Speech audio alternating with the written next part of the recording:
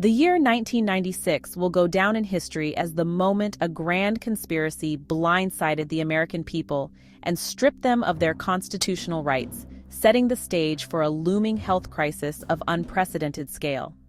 That was when the Telecommunications Act, specifically Section 704, collided with the FCC's so-called safety guidelines for wireless technology, effectively muzzling local communities from challenging cell tower placements on health grounds and green-lighting a nationwide surge in electromagnetic field pollution.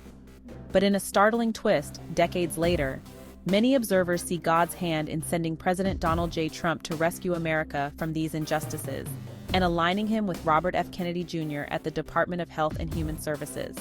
On the surface, it's an unlikely union, a Kennedy scion and a populist president, each historically doubted by mainstream critics.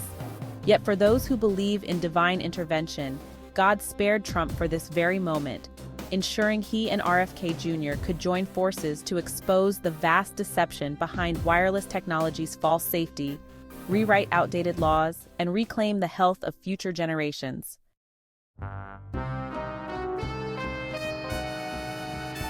A perfect storm of deception in 1996.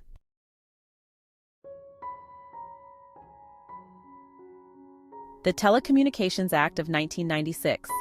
Unconstitutional laws and a betrayal of rights.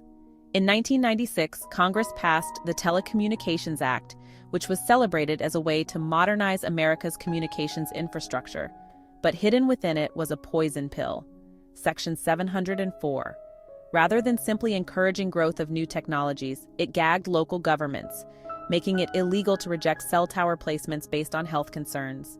This was unconstitutional, violating the First Amendment by preventing local communities from speaking out about health risks, and the 10th Amendment by overriding states' rights. A coordinated attack, coming at the same time as flawed FCC guidelines, it mysteriously aligned to ensure wireless expansion continued unchallenged. Result: the wireless industry gained carte blanche to build towers in residential areas, near schools, and across every part of the country, externalizing all health risks onto the public.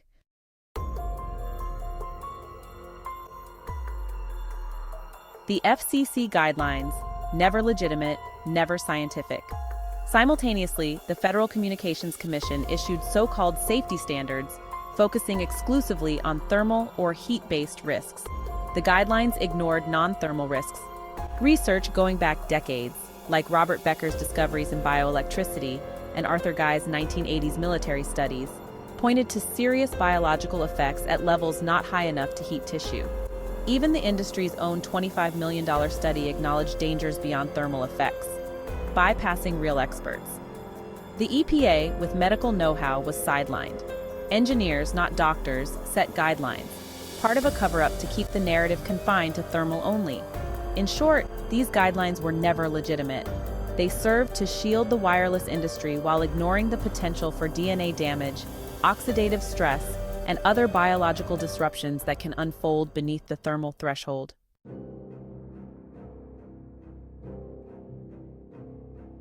A RICO-worthy plot?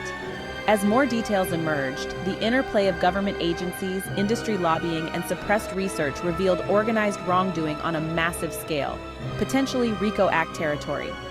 Data suppression, funding favorable science, discrediting independent researchers, smearing critics like Dr. Henry Lai, who discovered DNA strand breaks from non-thermal exposures. Lobbying muscle telecom giants pushed the Telecommunications Act while influencing the FCC to stay silent on non-thermal effects. Effect: the unchecked proliferation of cell towers, routers, and personal wireless gadgets, as Americans were lulled into believing if it doesn't heat you, it can't hurt you.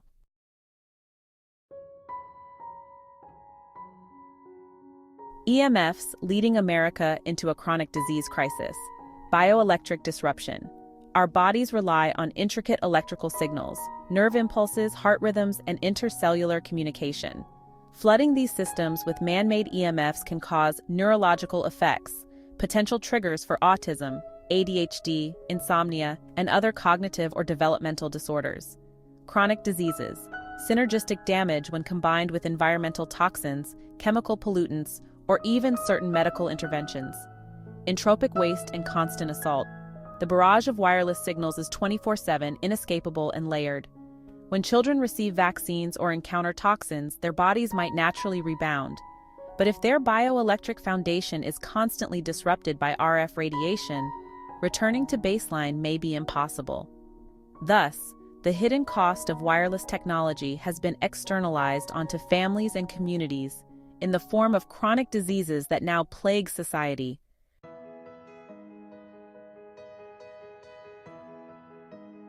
God's intervention, Trump spared and sent to RFK Jr. Prayers answered.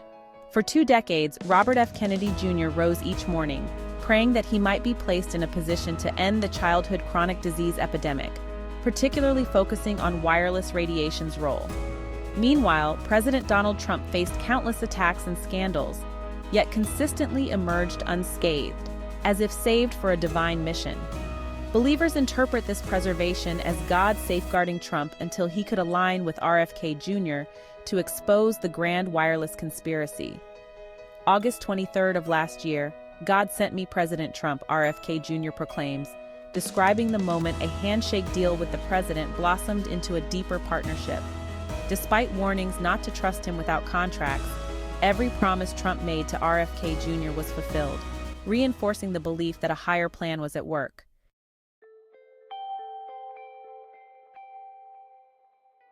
A shared divine mission. Trump's role, armed with executive power, unafraid of entrenched bureaucracies, poised to undo the legislative sins of 1996, Section 704, and reclaim local authority. RFK Jr.'s expertise, 2 decades of litigation, deep familiarity with suppressed science, and unwavering commitment to challenge the fake FCC guidelines that gloss over non-thermal harm.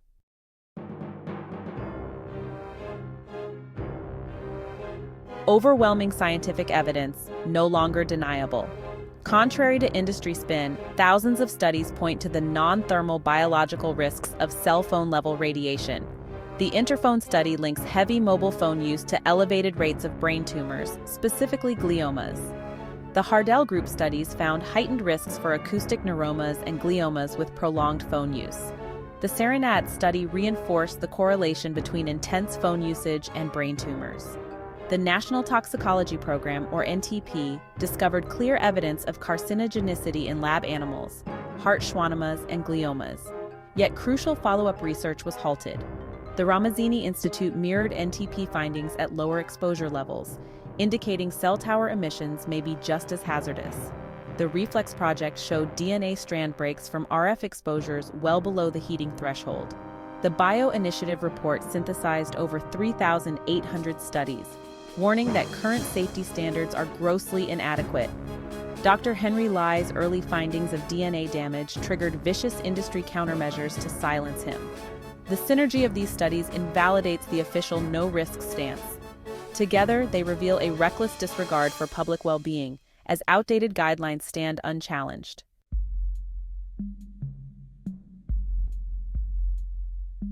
Misclassification blocking medical marvels. Tragically, mislabeling RF radiation as only thermal has also hindered life-saving medical progress. A recent review suggests RF EMF treatments may destroy cancer cells via non-thermal mechanisms while minimizing harm to healthy tissue. This is not hypothetical. Therabionic, FDA approved for inoperable liver cancer, employs RF radiation at power levels up to 1,000 times lower than standard cell phone emissions. It uses resonance effects, immune modulation, and disruption of cancer cell signaling. Such breakthroughs disprove the orthodox claim that non-ionizing cell phone radiation is inert if it doesn't heat tissue.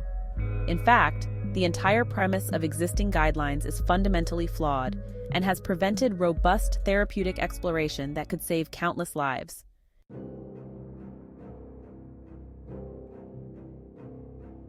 A RICO-worthy offense: collusion on a massive scale, organized crime against public health? Between Section 704 gag orders, fake FCC safety standards, and the suppression of critical studies, many observers see parallels to RICO Act scenarios, suppressing science-funding research only when it's guaranteed to produce favorable outcomes, attacking independent scientists, and halting the NTP's promising investigations. industry-government collusion telecom giants leveraged legislation, regulatory capture, and unwavering PR campaigns to prevent even basic scrutiny of non-thermal risks.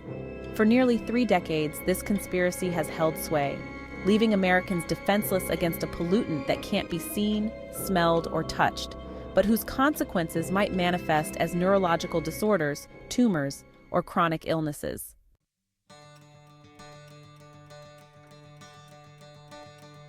RFK Jr. at HHS, a beacon of hope? Long-standing advocacy. Robert F. Kennedy Jr. has spent years fighting corporate malfeasance, suing regulatory bodies, exposing corporate-funded pseudoscience, and rallying communities. His appointment to head HHS sparks hope that these suppressed truths about wireless technology will finally come to light. A complete overhaul of FCC guidelines, transitioning from thermal-only illusions to real non-thermal safety criteria. Restoring local authority. Revisiting Section 704 so communities can once more block or relocate towers that jeopardize schools and neighborhoods. Prosecution of industry misdeeds. Investigations into purposeful data manipulation, possibly invoking the RICO Act against known perpetrators. Public awareness and education funding transparent studies, reactivating halted NTP research, and launching campaigns about EMF safety measures and the importance of bioelectric health.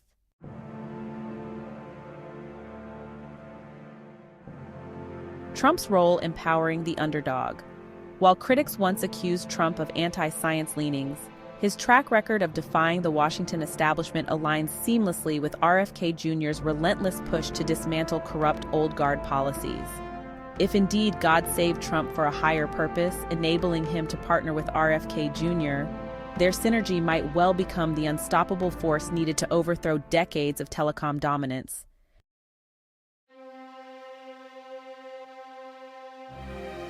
The time to demand justice is now. For nearly 30 years, Americans have unknowingly stood on the front lines of a covert war on their health. The trifecta of unconstitutional laws, Section 704, illegitimate FCC guidelines, and suppression of NTP and EPA research constitutes a grand conspiracy that has fueled the chronic disease epidemic we see today. From the neurological decline in children to the rise of rare tumors, unchecked EMF pollution may well be the invisible catalyst behind many of our modern ailments. Yet a new dawn may be breaking.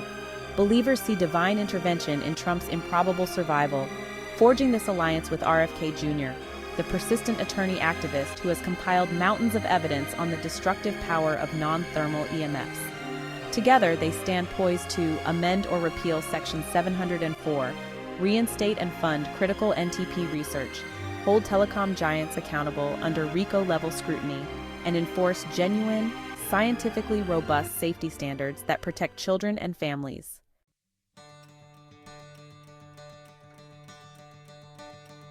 Conclusion: a divine mandate to reclaim America's health. The 1996 laws that stripped communities of their rights and greenlit industry-friendly FCC guidelines unleashed a perfect storm of deception that has endangered public health for decades. But in a turn of events many call miraculous, God spared President Trump from political oblivion and sent him to ally with RFK Jr., the man who spent 2 decades praying for a path to end America's chronic disease nightmare. Now, with RFK Jr. at HHS and Trump supporting from the highest corridors of power, there is at last a ray of hope to unravel this tangled web of lies. The intersection of faith, leadership, and science may finally deliver justice, restoring constitutional rights, exposing the non-thermal reality of EMF harm, and redeeming a generation from the sins of 1996. It's time to demand accountability, honor legitimate research, and protect future generations from the silent siege that has gone on far too long. If these two improbable allies succeed in their divine mandate, Americans can look forward to a future where technology is wielded responsibly, children can thrive without invisible assaults on their developing brains, and the tyranny of corporate-driven legislation cedes to a revived sense of democratic self-protection. The stage is set. The spiritual, political, and scientific tides converge. This is the moment to stand up, be heard, and safeguard the well-being of our nation's future, no matter who or what tries to stand in the way. Visit RF Safe to learn more.